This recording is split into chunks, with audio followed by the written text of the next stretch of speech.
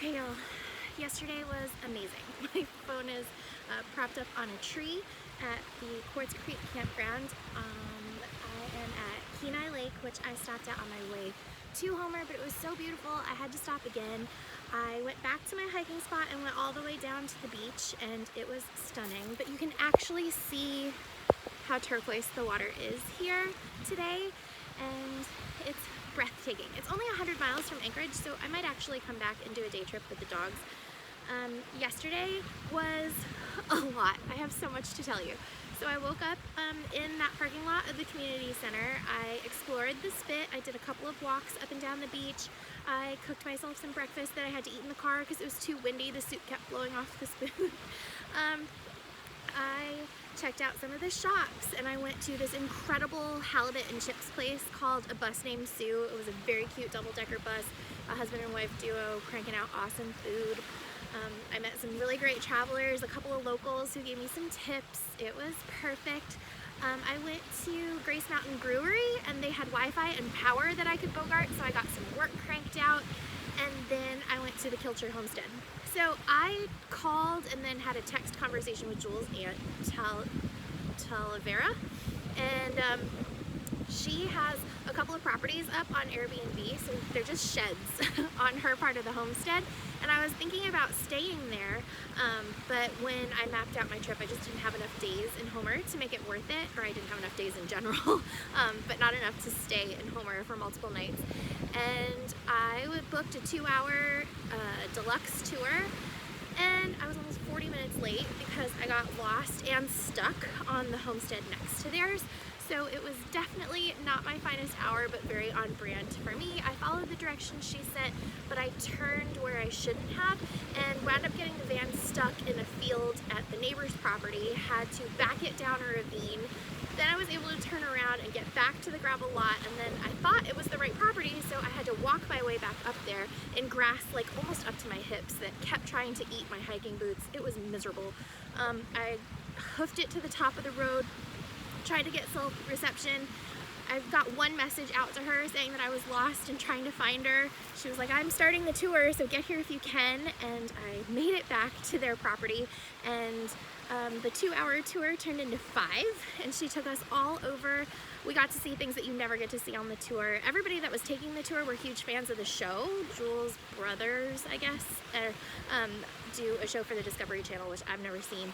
But I was Jules' management assistant for almost a year, and so I took care of her VIP experiences and set those up for people that wanted meet and greets and acoustic sets before the Paisley Party tour. And I helped with the fan club and editing some chapters of her book and her blogs, and I have a production credit on her Lullaby record that you can buy at Target. So I had spent some time with her and heard all of her stories. I grew up listening to that first record and knew that growing up in Alaska was really important to who she was and what made her her.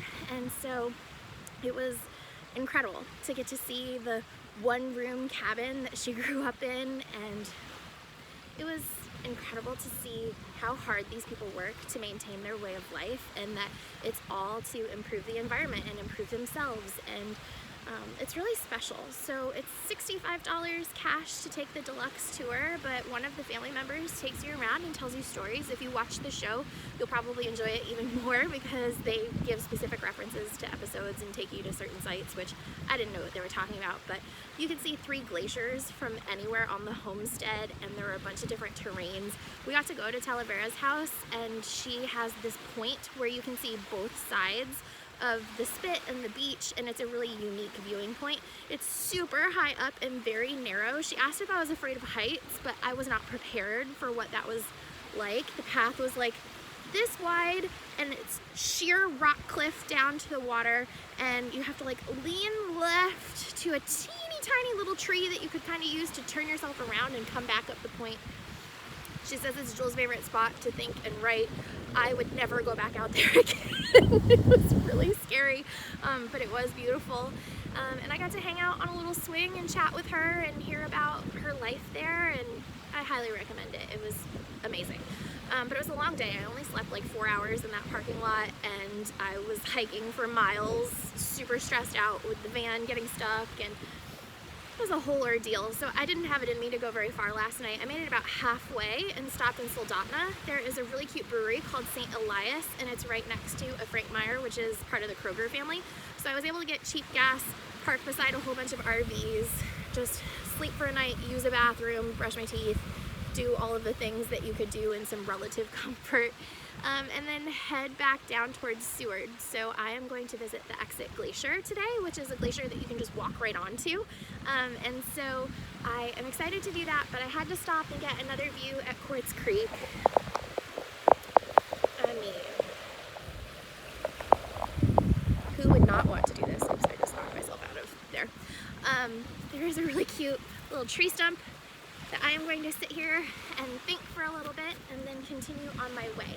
But day 4 was fantastic. I am excited for day 5. I can't believe I'm half finished with this VanGOgh adventure. I only have 1 day left on my audiobook and like 7 hours left of the VanGOgh biography, but I'm finding it really fitting for this journey. He spent a lot of time alone, and he was a philosopher, and he spent so much time reading books and thinking about how it applied to his art and his craft and how the life that he lived impacted him as an artist. And so it was really special to be hearing him. It's just somebody reading his letters to his brother so that you can get a better feel for what he was thinking and who he was. And I've learned so much, and I've bookmarked all kinds of things that I want to go back and type up the quotes because they're just so poignant and really in depth. And I'm really enjoying everything about this process, aside from the terrified of snakes and bears and getting lost in somebody else's property yesterday. But so far so good, and I am so thrilled that you're coming with me because having no one to tell these stories to would really freaking suck. And nothing about this should suck.